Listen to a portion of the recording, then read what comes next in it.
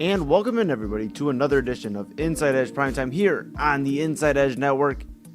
Chad Bryan, to my right, your left. I'm Eli Moon. This is Inside Edge Primetime here on the Inside Edge Network. We are rocking and rolling here on this Wednesday edition, and we are having a wonky technical difficulties type of Wednesday. But we are here, we are rocking, Chad. And how are you feeling today?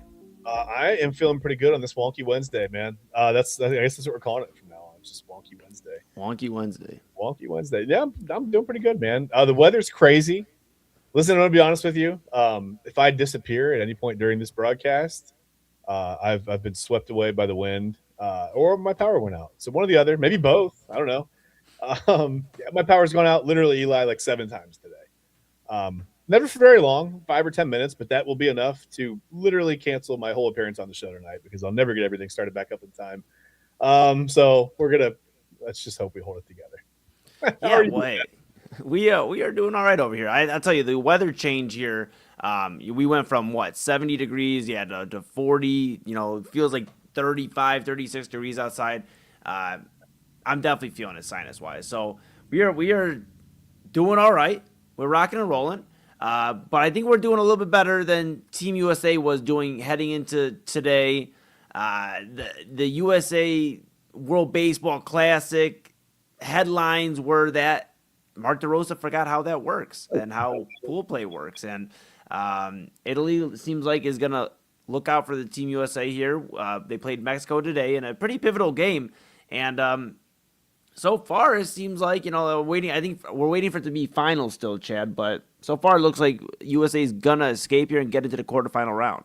Yeah, Italy up 9-1 right now in the top of the ninth. So the biggest thing was Mexico, if they won and scored like 5 runs, man, it was going to get bad. It was going to get really bad.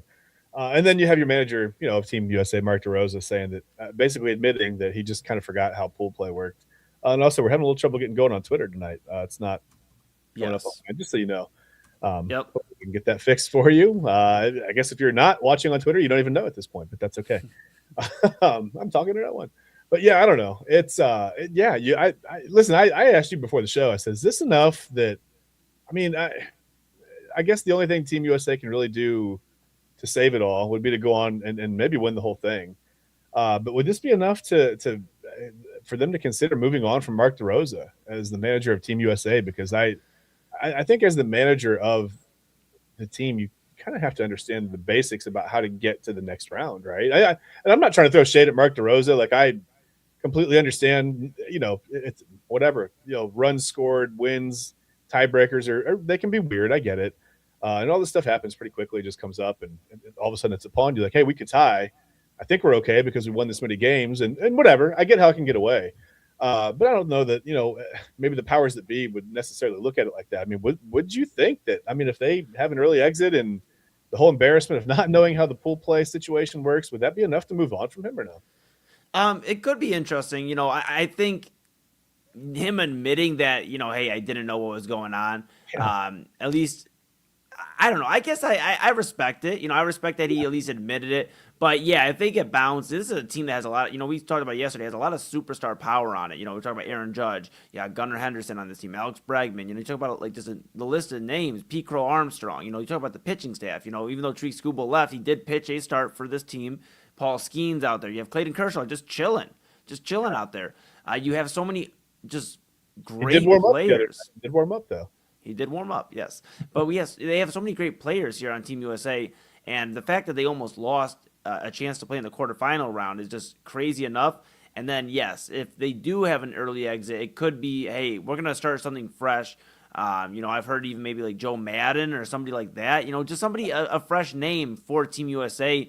But we'll see. If DeRosa wins this all, we're not going to be talking about getting rid of Mark DeRosa as the manager of Team USA. So yeah, and I told you before. DeRosa's a smart guy. He played quarterback at Penn. In college, he's an intelligent guy. These things happen. I'm not trying to bury him or throw any shade at him or whatever. But like I said, sometimes the powers that be, probably maybe they might look at it a little bit differently than I would as just a fan. But you got to, like I said, you have to know how to get to the next round. That's important in a tournament. Yeah, well, I'll tell you what. Italy definitely knows what they're doing. They have had the espresso machine going crazy tonight. Vinny Pescatino, he had 3 home runs. He's had 3 home runs in this game. It's the first 3 home run game in his major league professional career. Even though it's technically over the World Baseball Classic, it's his first 3 home run game, and this is a big one. 9-1, yeah, 9-1 right now for Italy. They're kind of a shocker of a team. Who would have thought? In a group play that had USA and Mexico, that one of them would be not advancing. They talked about Team Canada winning the other pool play, one of the other groups, I believe over in Puerto Rico. Just crazy, Chad. I mean, this has been a pretty fun World Baseball Classic so far. It has been pretty fun. Like I said, some teams maybe showed up and probably understood they didn't have much of a chance to, maybe even win a game in pool play or whatever, but it didn't stop anybody from having a ton of fun. We talked about Team Brazil and just how much of a blast it looks like to hang out with the team from Brazil there. But yeah, I don't know. I'm just trying to keep an eye on the score as well. 9-1. It's still heading into the bottom of the ninth, correct? Yes, Like it is. we It have to is. hope for is Mexico to not score 8 or 9 runs here, and then Team USA is okay. Yeah, one out in the bottom of the ninth right now. Okay, Got it on here on the in the background, but going to be interesting to keep an eye on that. for Do sure. you feel Team USA is still the favorite though? I mean, I know they had that upsetting loss against Italy. Do you still think they're the favorite though? I mean, they have a ton of talent on this team right now, and it seems like you go into single elimination games. I mean, I tend to think they're still the favorite. Yeah, I don't know. I mean, sometimes it's so hard to say because baseball is such a sport where, I mean, it's like baseball is kind of there's no you don't have a dominant team that just no matter what goes undefeated, right? You always have baseball teams that you lose a puzzling game, a pitcher shows up and can shut anybody out on any given day, right? You get your whatever change of speeds going, locations there, and you can shut pretty much anybody out, right? It happens. It happens in baseball. You don't see very many really bad teams show up in a football game and upset a great team.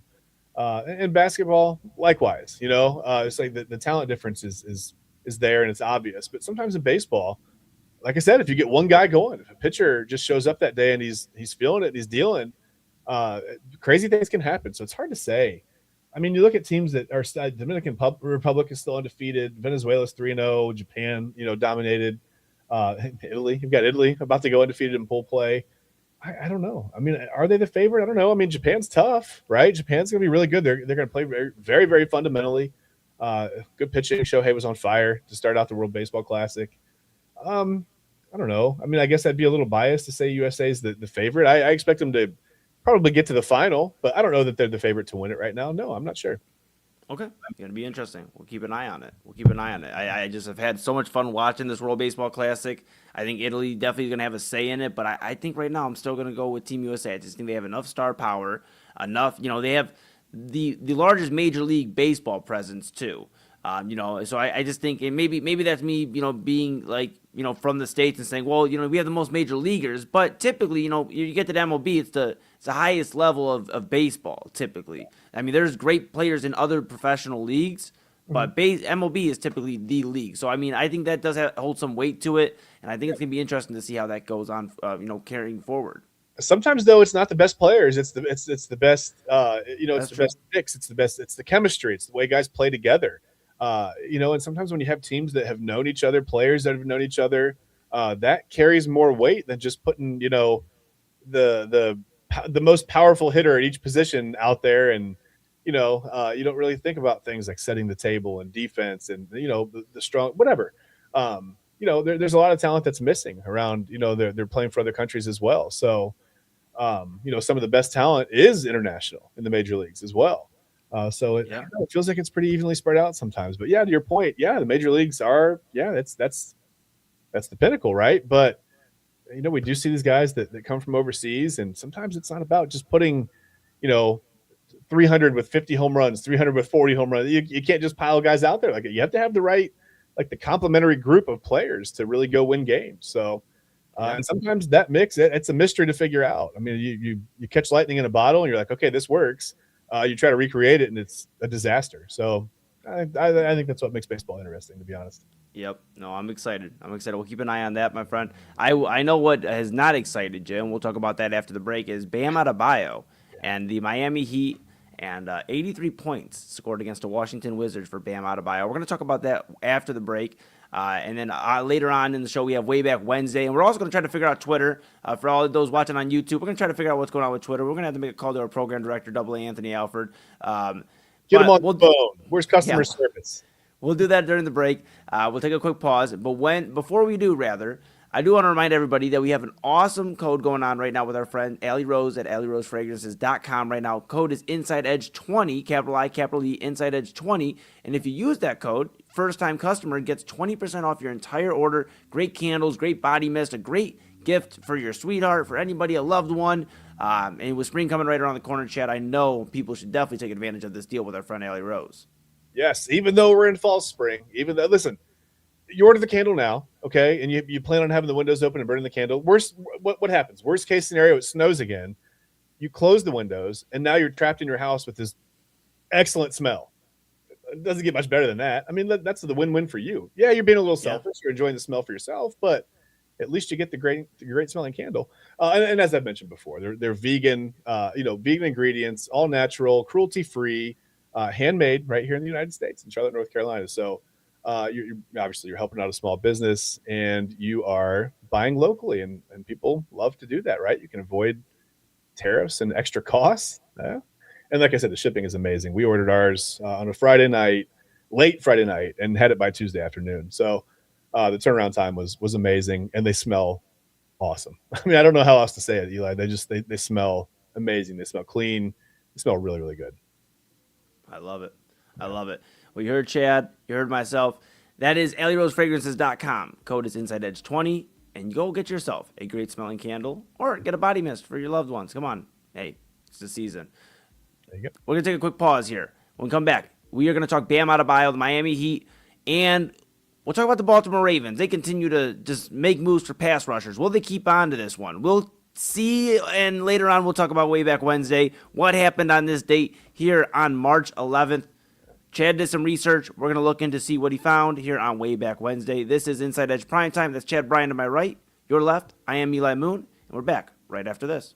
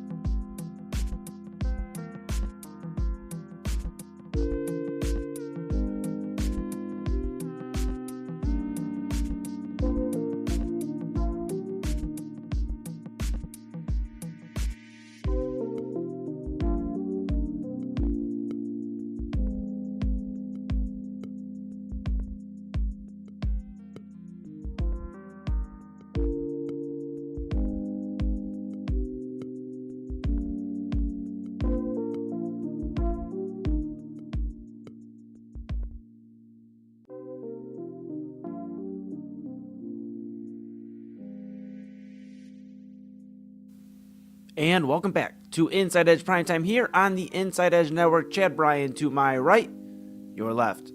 I am Eli Moon. We are back. We want to give an update that Twitter is currently having some issues. So it is not us. It is not the Inside Edge Network. It is Twitter. So we'll get that fixed here hopefully soon. We're working on that. But if you are tuned in through YouTube and Facebook, we appreciate you. Make sure you give us a follow to Inside Edge Net if you're just not tuning in for the first time. Have some official news, too, that USA has advanced to the quarterfinals. 9-1 final, Chad, that Italy has beat Mexico, Team Mexico 9-1. So they have made it to the quarterfinals, and now we'll get to see if Mark DeRosa can lead this team to a championship. I was about to say, Mark DeRosa is quoted as saying, all right, we're good. We're good. Well, at least we're in the finals now, And we are officially live on Twitter, too, my friend. We are officially on all three, YouTube, Facebook, and Twitter. Give us a follow at Inside Edge Net. We appreciate you. We are back, and we have Bam Adebayo to talk about, Chad. We are back and rolling. Bam Adebayo, he was rolling yesterday, 83 points in a win over the Washington Wizards, taking over Kobe Bryant as second all-time in the most points scored in an NBA game. Okay. We talked about this a little bit yesterday. Mm-hmm. How are you feeling about our guy Bam? Well, listen, maybe I relate to him a little bit more now because I definitely just tried to click go live on the Twitter button way more than 43 times during that first segment. So maybe I understand now the 43 shots from the floor and the effort that took because I'm actually a little tired. No, listen, man. Maybe we can. It's not just me that feels this way. Okay, I get it. It's 83 points. It's a lot of points. It's a lot of points. Chad, organically, second all time. Second most. That's amazing. Second all time in the history of the NBA in a single game. We should be singing praises, but Eli, why do I feel like I don't want to sing praises? I don't think I like Kobe Bryant. He was a fine basketball player. I was not a Kobe fan to the point where I would blindly defend him. Okay, right? But this isn't about Kobe. It is. It could be. That's another facet of this argument. But this is about respecting the game of basketball. So I had to take a drink because I'm going to go on for a while. No, I'm not. No, I watched the highlights of this game. I didn't see the game. We were on, and our program director, Anthony Alford, texted us and said, in all caps, I couldn't tell if he was yelling at us or if he was amazed by it or not. But Bam Adebayo has like 1 million points. I'm like, okay, like Bam Adebayo, like 83 points. So you look at the game, you look at the box score, and he takes 43 shots, he takes 43 free throws. Wild, okay? So let's just call it 86 shots from the floor, 83 points. Fine. Okay, fine. We don't have to do that because there were 43 free throws. Maybe I'm reaching a little bit. But listen, the missed free throws at the end of the game, feeding him the ball, like taking timeouts late in the game, up on a team that's like I don't know, like how many wins, -5 wins, I don't know. They're literally tanking, right? Even though Adam Silver says, hey, we're going to go medieval on you for tanking or for load management. Don't rest your superstars, but please, by all means, continue to make a mockery of this game by missing free throws up 39 points or whatever at the end of a game. Maybe I exaggerated the lead too. Calling timeouts for no reason other than to get your guy 83 points. I mean, that's it. They just wanted him to surpass Kobe's 81 points. That's it. There's no reason. There wasn't a natural reason within the framework of the game. It's not like it was a close game. It wasn't a 1 or 2 point game and Adebayo was just on fire, right? So you keep going to the guy because you got to have him to win the game, right? No, they left him out there just for the sole purpose of scoring 83 points or however many he was going to end up with. And to me, I don't know, Eli, just seeing the missed free throws for no reason, it really rubs me the wrong way. Maybe I'm an old guy. I don't know. No, you're not wrong. It's look, I couldn't help but smile because you're absolutely right. It's a bad look. Mm-hmm. The Wizards are a team that haven't had Anthony Davis or Trey Young out there since they've traded for him. Davis obviously out for the rest of the year. Trey Young apparently out for the rest of the year as well, just nursing injuries. And so now you have this, and I saw some of the videos, and I know we have some audio, some video we'll actually use here later on in the segment about what the NBA thought of this. But I really just can't fathom watching the missed free throws and how badly, like just throwing it at the front of the rim and yes, leaving Bam Adebayo out there. You're up by 20, 30 points. I mean, imagine as a Cavs fan, if Donovan Mitchell was out there, he had 70. You know, and Don has had some big games here in Cleveland, For but they sure. were done organically, Yes. and that's the difference. It's like we're not going to ever talk about Bam Adebayo scoring 83 points on Tuesday against the Wizards after this edition of primetime because it's not a moment in history where you're going to really remember it. And that sounds so silly to say, but besides the actual historical point of it being 83 better than 81, there's no moment of this game where you're like, I remember when Bam rose up and dunked on the Wizards, and this was the moment.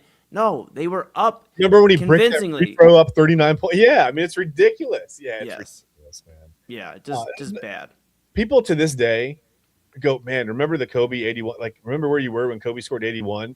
This will be a blip where people go, wait, Bam Adebayo scored 83 points. I mean, yeah, some people are gonna remember it. I get it. Like it's technically it's the record for modern day points scored in a game, in a single game or whatever, and it's second all time. I get it. You can't take that away from him, but I don't know. What if you could? What if you could go back? What if there was like what if there was an integrity meter on the points, right? Where you go back and go, these 2 points were unnecessary. This was ridiculous. This missed free throw should take the next 3 points off. Whatever. Like, and you adjust it. Like he actually scored like 68 points or 71 or whatever. I'm obviously kidding, but it just, or am I? I don't know. I can't tell. This Um, is worse. Is this worse than tanking? yes. Yeah. Yeah. This is worse than tanking because what comes of this? Right? At least when you tank, you can say it's for the good of the organization. Okay. And the reason that I can say that it's for the good of the organization, a lot of people's jobs are on the line, right? This is a professional sports organization. The goal is to win. So if you're tanking to get a better draft pick, at least I can say, hey, we don't have it together right now. We're 15 and 48. What are we going to do? Our only choice we felt was to try our best to get a lottery pick. So yeah, we sat some guys. We had some guys nursing injuries. Guys are playing hurt. Let's why force them to play hurt? We're not going to come back and make the playoffs, right?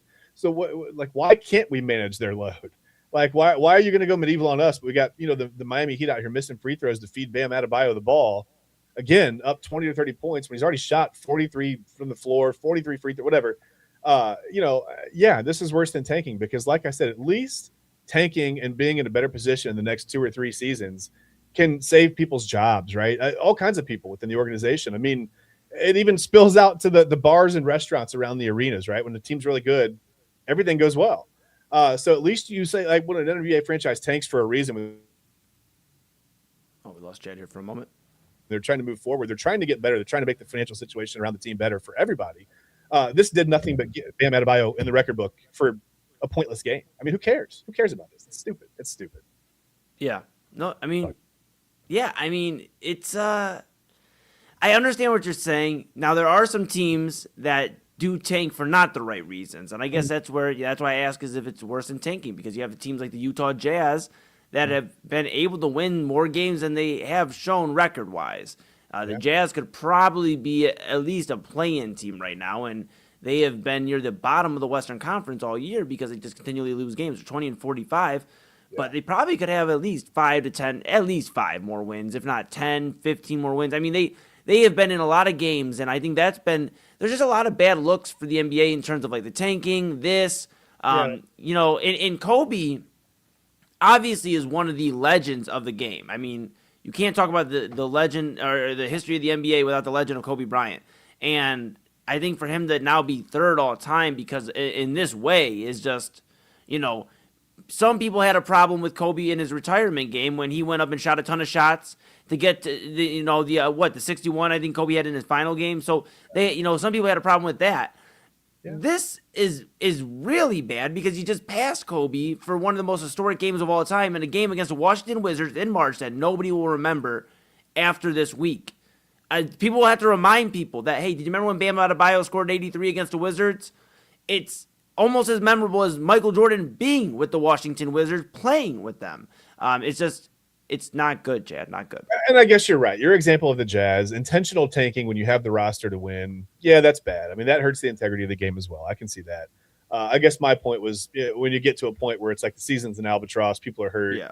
Shutting people down to me isn't a problem. But yeah, I see your example. I get, I get how I was wrong there. Yeah, you can't tank if you've got the roster to win now. You know, you need to try to win. That does hurt the integrity of the game. I can see how. Yeah, They both do, though. They both do. You know, but I'm curious. You know, me and you have a lot of thoughts on this. What did the NBA have to think about this? Well, let's go to the tape. So, I wish it was the tape. It was like the 8mm reel we'll feed in or whatever. But yeah, let's go. Let's watch the video. I mean, a lot of people had a lot to say. Do you want to? Here, let me put this up. Here we go. Yeah, honestly, I don't know who expected Adebayo maybe to score 83, not me. I'm kind of salty that he bested Kobe. It's one of my favorite players for sure. 34 free throws. 44. Yeah. Shot 44. Shot 44 free throws. A lot of free throws. So 82 is not bad. I don't know. And I saw only made 6 threes, but 40 free throws or something like that. But yeah, I don't really care. Tells the story right there. And the Washington Wizards. But I'm gonna just say this, man. Joel did it efficiently, and he did it in 3 quarters. And there was no Bam has 77, and I was like, huh? And then I watched the last 3 minutes, and that was a different type of basketball. Did you see Bam had 83 tonight? And does that give you any inspiration to go for some of the bigger scoring numbers in league history?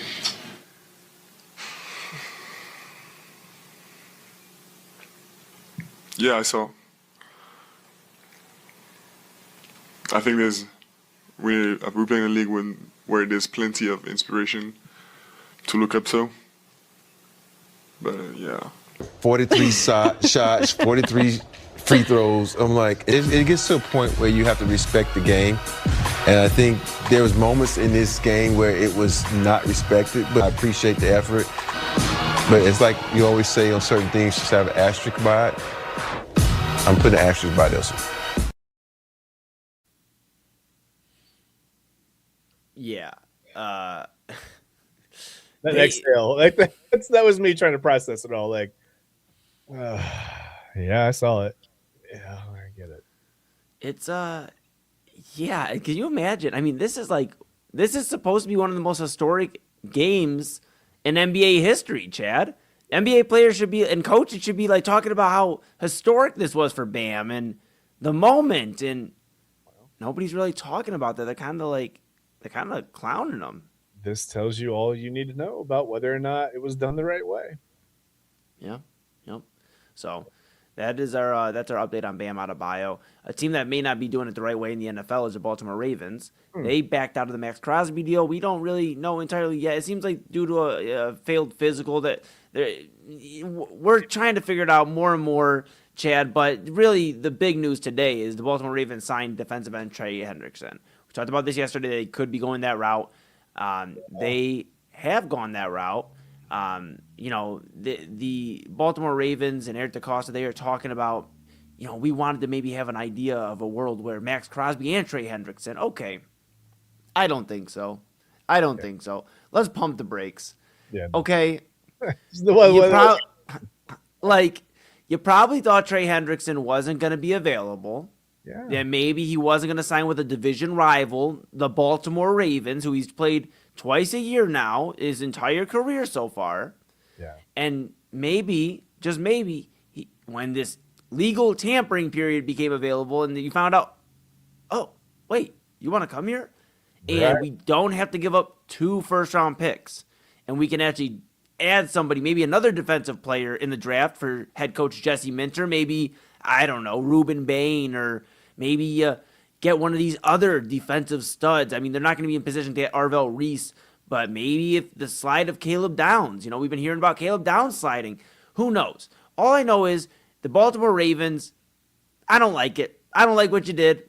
I don't like it. I don't like that Trey Hendrickson's a Raven. I'm not happy about it. I'm sure Joe Burrow's not happy about it because now he has to play his former buddy twice a year. Now it's Hendrickson. Instead of Crosby, it's Hendrickson, Garrett, and Watt for Joe Burrow. And yeah, it's rough. It's rough right now, but I just don't really, this just kind of feels weird for the Baltimore Ravens, this whole thing. Are they going to keep this pass rusher? Is this their guy? I who knows, I guess. You know, it's funny because what if I've been thinking about this, and I don't know that you could prove any ill intention or whatever.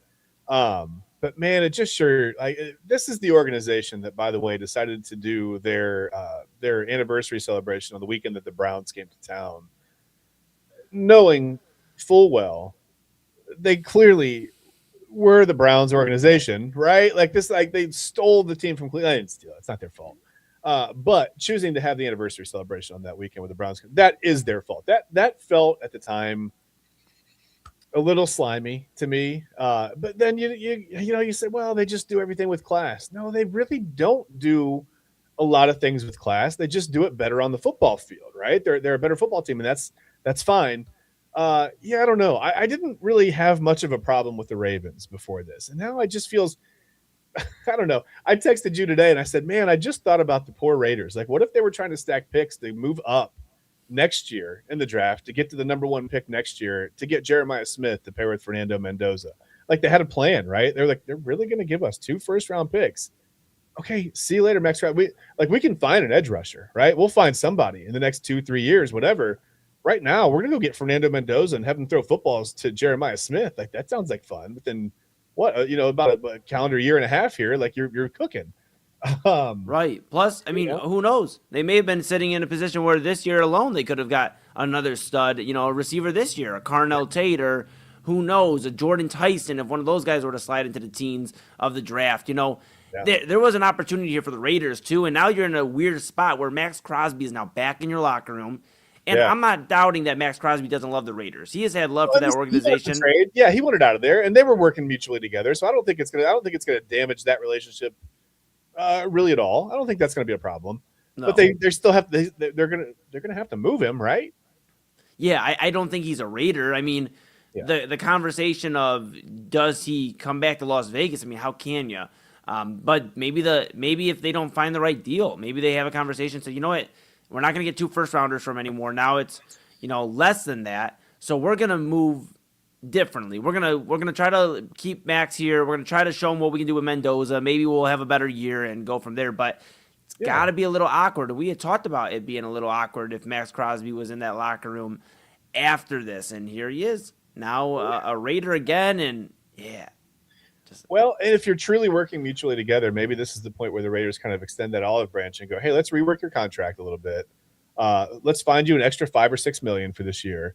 And if things aren't going well still at the trade deadline and you still want out of here, we'll make a move. We'll figure it out. But let's work together, right? There's no need to hold out. There's no need to whatever. If they're truly working mutually together, then they can figure all this out. It's not going to be a huge problem. They're not going to get 2 first-round picks. That's gone. That ship has sailed now. That's not going to happen anymore, right? Nobody's going to step in and go, hey, listen, we'll be the team to offer 2 first-round picks now. So I think that, again, that ship has sailed. They've lost that. You can thank the Ravens for that. Whatever happened, man, it's really easy to get I'm not saying that the Ravens would ever do this. I'm not accusing anyone of anything, but how easy would it be to have a team doctor say, hey, listen, we see a problem here. We don't see a reason to move forward. We have this whatever medical reason to, I don't know. Again, I'm not blaming the Ravens I'm not accusing anyone of anything. I have no idea. That would be purely speculation and probably not fair on my part. Listen, if they saw something they didn't like in the medical exam, they're well within their rights to cancel the deal.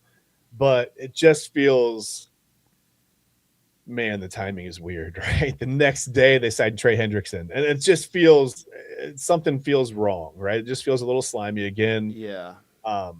Slimy in a different way than the anniversary celebration. That was slimy in almost a funny troll kind of a way. This is like messing with the future of other franchises and players, and it just feels, I don't know, man. Eli, something feels off. It does feel off. It does feel off. Does Hendrickson make them better, or the same as Crosby? Do you think he's a better player than Max Crosby, or on the same level? I don't know. Someone reminded me recently, and I had forgotten that Trey Hendrickson was 31 years old. So you'd have to think, again, I'm 46, not throwing stones at people in their 30s by any means. But when you get to the NFL and you've taken this much contact as an edge rusher, you have to think physically. And Hendrickson's been hurt. It's not like he's had a perfect, I was going to say perfect attendance, but we're not in school. We'll come here to play school. But yeah, listen, it's not like he's been on the field for 17, 16 games a year his whole career. He's had some injury issues, whatever. He's had some things he's had to come back from. I don't know. I mean, what kind of health do you get out of him for the next 4 years? That's a ton of money for a guy that may have some question marks. I mean, he's again 31 years old. Wear and tear, just the physical nature of the position. It's a lot. I mean, I think Max Crosby. I think I saw a stat. Max Crosby had more quarterback pressures from 2019 on than Myles Garrett, than anyone in the league. So I don't know. I mean, Crosby would have made them better. I'm sure they'll take their 2 first-round picks back and roll the dice with Hendrickson, so to speak. But I don't know, man. I don't know. The answer is I don't know. We'll see. We'll see in 4 years. It's going to be, we'll see in 4 years. We might see sooner, but one thing's for certain. Jesse Minter, the new head coach of the Baltimore Ravens, has his first big acquisition. It was Max Crosby for about almost a week. Yeah. And then it wasn't, and now it's Trey Hendrickson. So the Baltimore Ravens have their new pass rusher and a guy to keep an eye out for. A guy we're familiar with in the AFC North. Now he's just wearing purple and black. So, absolutely. By the way, sorry, it almost took me 4 years to answer that question. So, no, it's okay. Yeah, you did a great job. You brought it back, right Very to where we needed you to. Yes, absolutely. Hey, you know what else? I got to tell you some great news here before we go to break. About our new sponsor here of the Inside Edge Network, W Energy. We have a great code right now, InsideEdge 10. Go ahead and use that code with W Energy. Get some energy in your life. I'm based off I'm an energy guy already. Look, I wake up in the morning before I even have coffee or anything like that. I'm up and I'm ready to go. But I'll tell you this, if I needed something to go, get going, move, I'd go and grab some W Energy. And I go to Texas here next week. I have my Thriller in Texas Festival. Going out there with my guy Cliche. We have Ohio artists going out there to rock out with Texas artists. I'm going to be grabbing some W Energy, making sure I use the code InsideEdge10 to take advantage of the deal, because guess what? We can do that too. And I know, Chad, you're going to look into this. I know, hey, you have a lot going on, the fam. You got a lot of stuff you got to do. I'm sure some W Energy would help out you as much as anybody else out there. Yeah, I just like the fact it's zero sugar. You get the not, no jitters, no crash. I love that aspect of it, because a lot of energy drinks I can't handle, because you get, first you get the jitters, right? And you do have energy. I mean, it does wake you up, but then you have the hard crash afterwards. I struggle with that. So I do like the fact, like I said, zero sugar, natural ingredients, and no crash afterwards. I'm intrigued by that. And yeah, sometimes, listen, at my age, I'm not always, believe it or not, a ball of energy. Sometimes I'm very tired, man. My kids are like, "Oh, we're so tired." I'm like, "Will you just please wait till you get to be 46 years old, man? You have no idea how tired you can be. You don't even understand tired yet." But yeah, I like I said, I'm intrigued by the fact zero sugar and just no crash, no jitters. That I love. And by the way, I don't know that you could. It might be impossible to say you can't find a flavor you like. Did you see how many flavors they have? Like, I think over 15 flavors.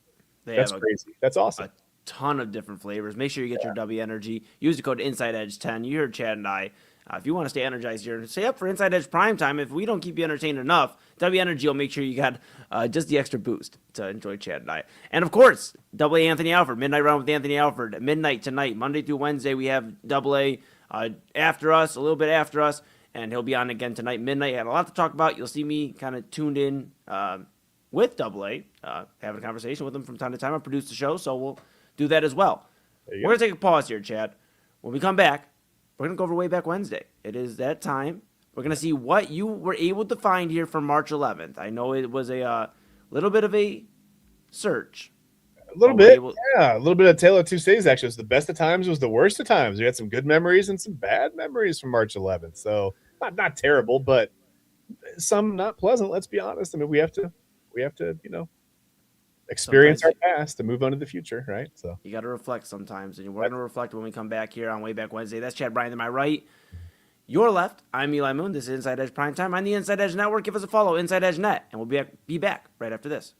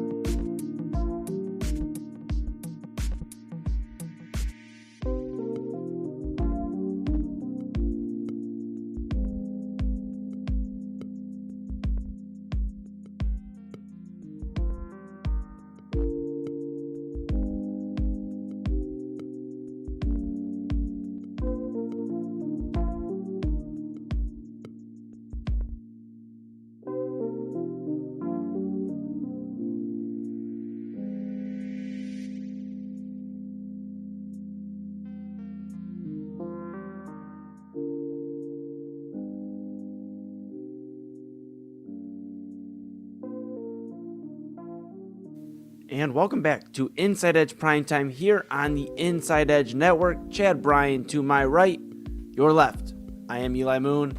We are back, one final segment here on this Wednesday edition of Primetime, a wild one indeed. We talked a lot about the World Baseball Classic, Bam Adebayo, Trey Hendrickson, the Ravens, and we also had some beef with Twitter for a moment there. So we are rocking and rolling, Chad. And I know you did some searching. I know you love Wayback Wednesday. I know it's one of your favorite things.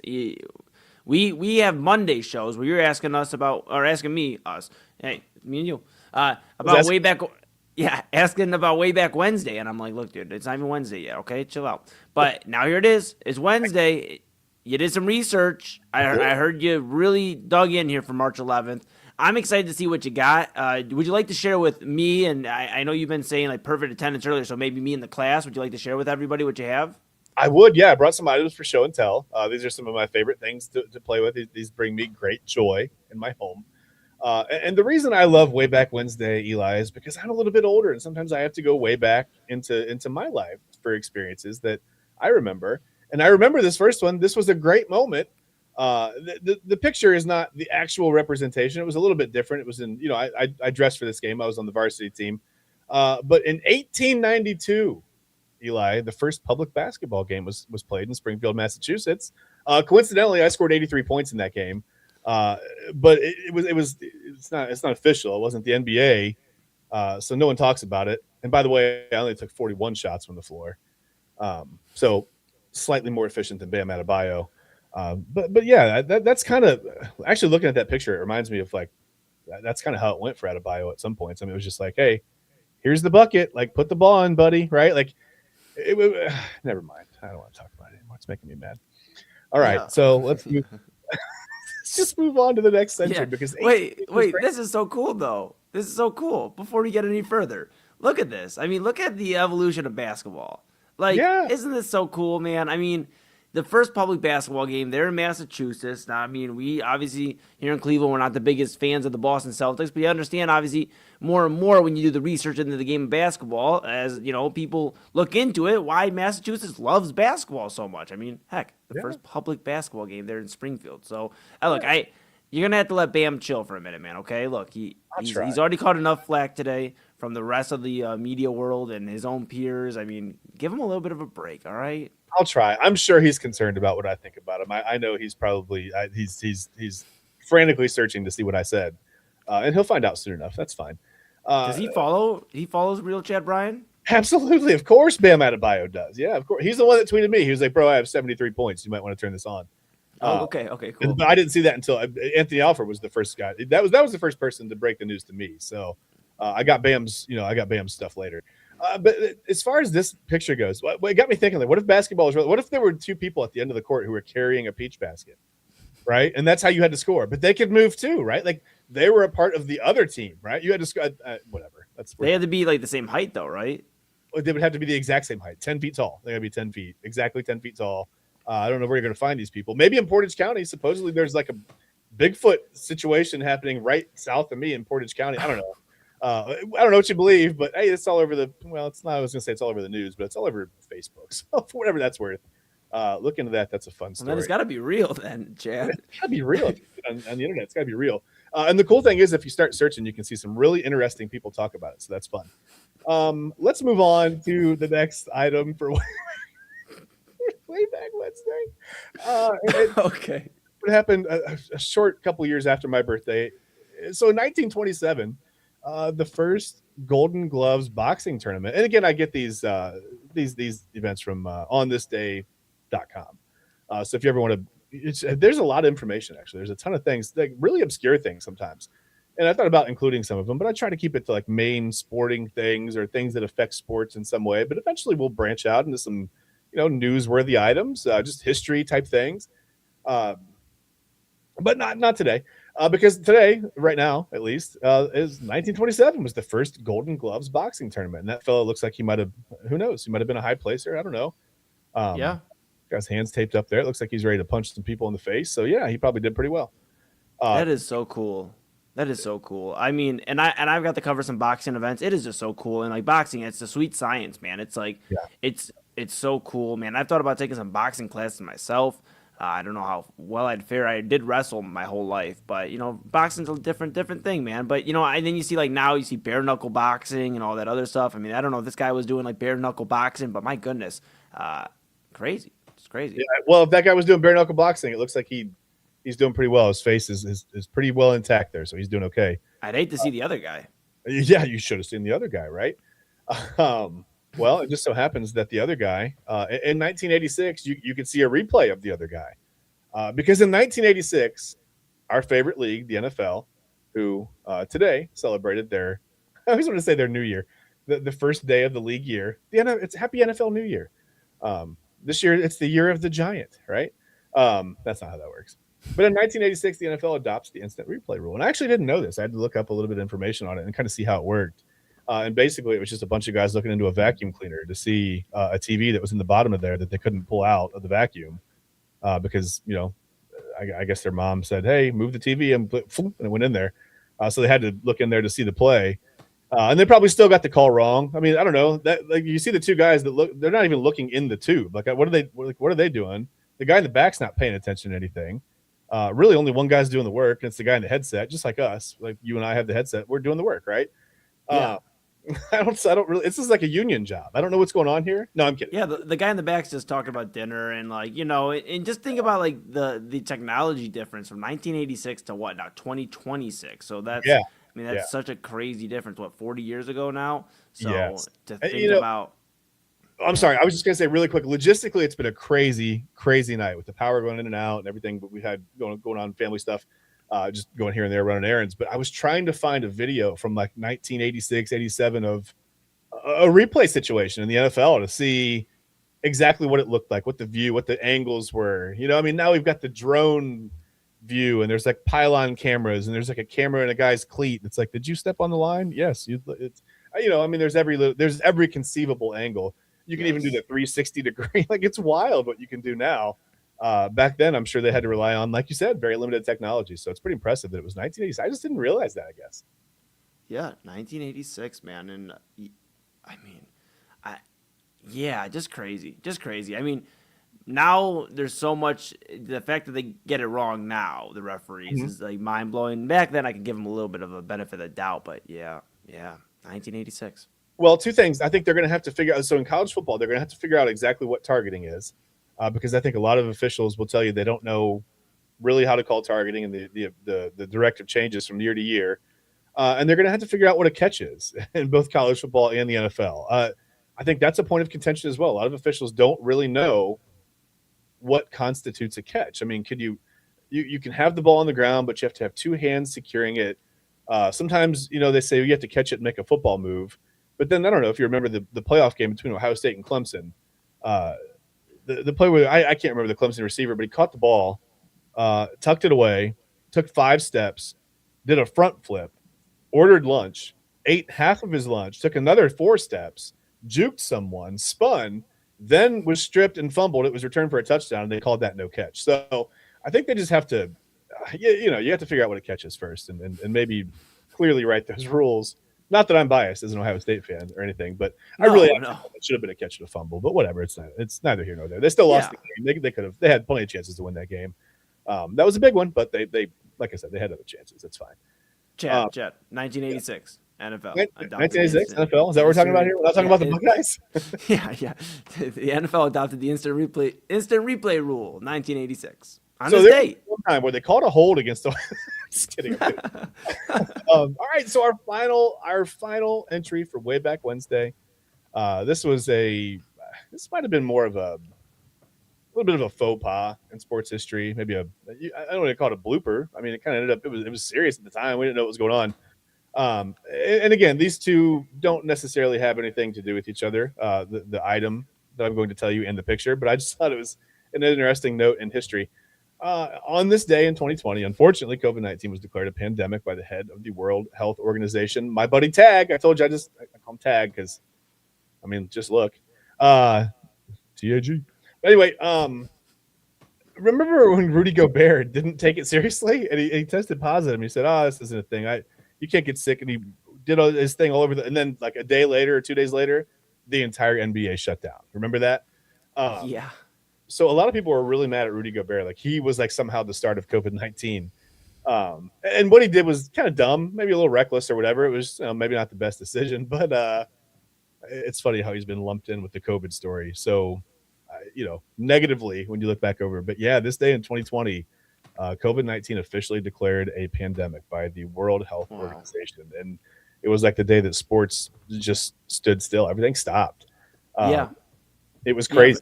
Eli, it was wild, especially for when I think people it hit them that it was real when the NBA shut down, because for the NBA to shut down, like sports doesn't shut down usually unless it's like, okay, MLB, there's a lockdown potentially happening because of just no agreements on salary cap and things like that. It's not because of COVID-19 or a pandemic or anything like that. Just crazy. Can you pull that up one more time? Can you pull up the Wayback Wednesday? I want to try to get that guy's name. Sure can. Here we go. All right, Tedros Adhanom Ghebreyesus. I think I got that.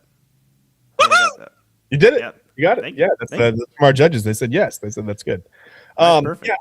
I don't know, man. It was a weird time. It just the NBA, it was whatever. The NBA shut down, and then it was like dominoes, right? It was like March Madness, and then it was high school sports, and kids losing their senior in college sports, their senior year of baseball, softball, track and field, whatever. I actually specifically remember being in line at the grocery store and talking to a few high school students that were in front of me about how they had lost their senior year of track. And I remember at the time it just made me sad, like to think about, like, that's crazy. Like, you want your senior year to go well, and then all of a sudden it's just the rug is pulled out from under you and you'll never compete again with your teammates, and that's it. You're done. Yeah, my goodness. I feel for everybody that dealt with that year. That year was weird. My little brother graduated from high school. He was 2020. He was more of an academic guy, so he didn't do like a ton of sports per se, but still, like just having graduation was, you pulled up in line and you got out. They took a picture with him. We couldn't get out and take pictures, and then you got back in the car and we went to to a local establishment and had some food after. But just crazy, man. Crazy.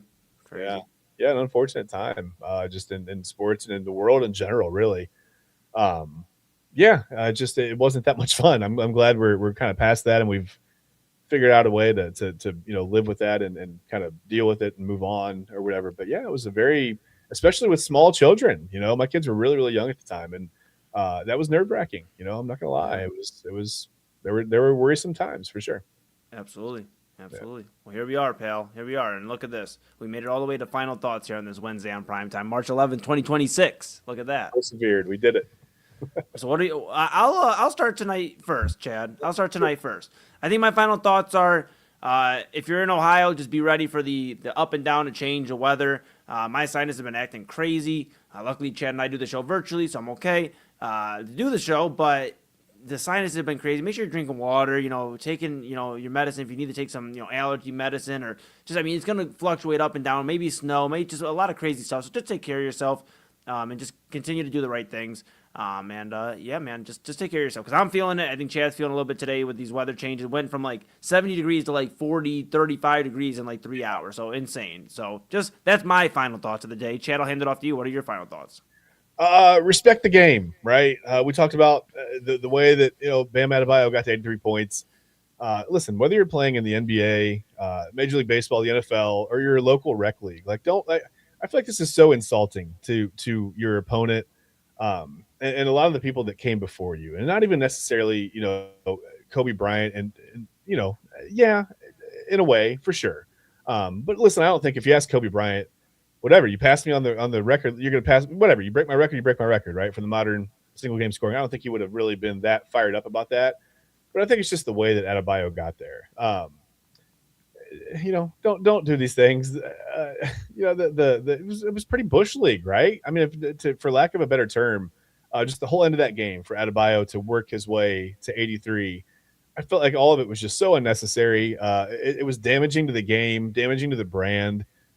It was just really off, and it was insulting. It was insulting to the average NBA fan. It was insulting to again, the opponent, insulting to the guys that have come before Bam Adebayo and the guys that have scored 73, 75, 76 within the natural, framework of a basketball game where it's back and forth in a close game and one guy gets a hot hand and, you feed him because that's your guy and nobody can stop him. Not because, hey, let's get Bam 83 tonight. That'll be fun. Right. The whole thing felt wrong. So just respect the game, try to respect yourself, respect your opponent, respect whatever, especially the officials, man. I could branch out and do a whole, PSA, but I'm not going to do that. Just respect the game. That's all I've got. Just, don't be a dick. Respect the game. Respect the game. You heard Chad. All right. That's all we got here for this Wednesday edition of Primetime. Reminder, Midnight Run with Anthony Alford at the top of the hour. It is officially 11:07 Eastern time, so we're a little bit past. But you know how we roll. Sometimes we're a little bit past 11 o'clock. But Midnight Run with Anthony Alford here on the Inside Edge Network. If you're enjoying all the content, go and give us a follow, Inside Edge Net. But, of course, for Chad Bryan to my right, your left, I am Eli Moon. This is Inside Edge Primetime here on the Inside Edge Network, and we'll see you guys tomorrow for Thursday, another edition of Primetime.